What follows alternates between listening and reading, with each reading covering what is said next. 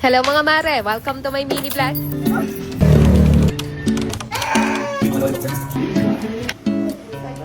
Magandang araw mga mare, kumusta naman ba kayo? For today's vlog, wala muna tayong bahay serye at pagugupitan nga muna namin tong batang maliit. Tingnan nyo naman kasi at hindi na talaga malinis tingnan yung buhok niya, kaya nag-decide na talaga kaming pagupitan na siya ngayon. And simula nga nung pinanganak ko siya mga mare, eto pa lang talaga yung first time na mapapagupitan namin siya, kaya good luck na lang talaga sa amin mamaya. Dating namin dito sa barber shop, meron pang nakapilang dalawa, kaya bumili muna kami ng ihaw-ihaw dito sa labas. Nakita ko dyan ni Kuya Barbero na nagbibideo-video ako, kaya naichika niya nga sa akin na nagbablog-vlog din daw siya at hindi naman ako na-inform na meron palang pa Q&A dito sa akin si Kuya.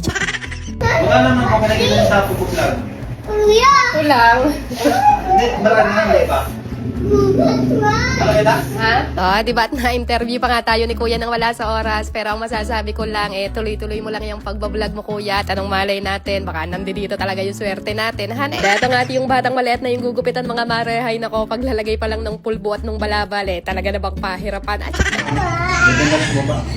Sige na, kumot ka lang.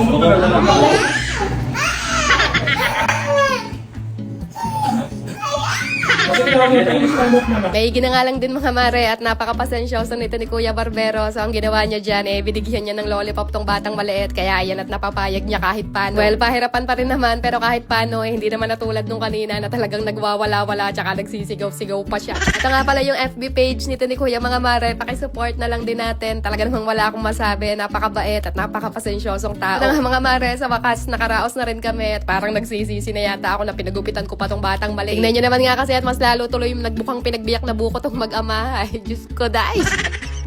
Okay. Wow! So pogi naman ah! Wow! So pogi naman ang baby!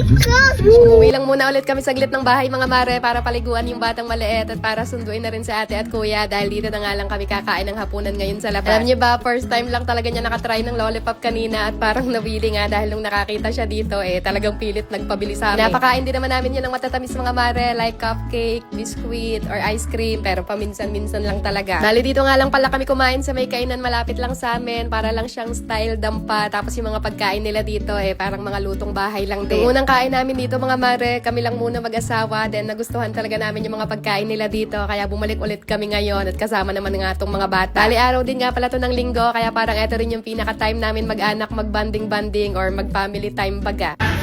Hi!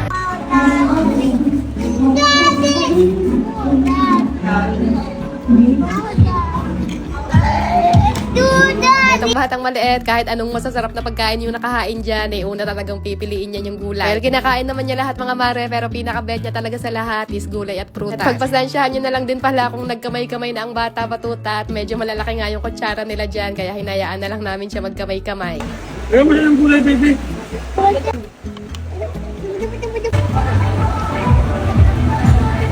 At hanggang dito na lang muna ulit ang aming mga simpleng kaganapan. See you again sa next vlog mga Maricoy. Good night na muna at ayun lang muna ulit for today.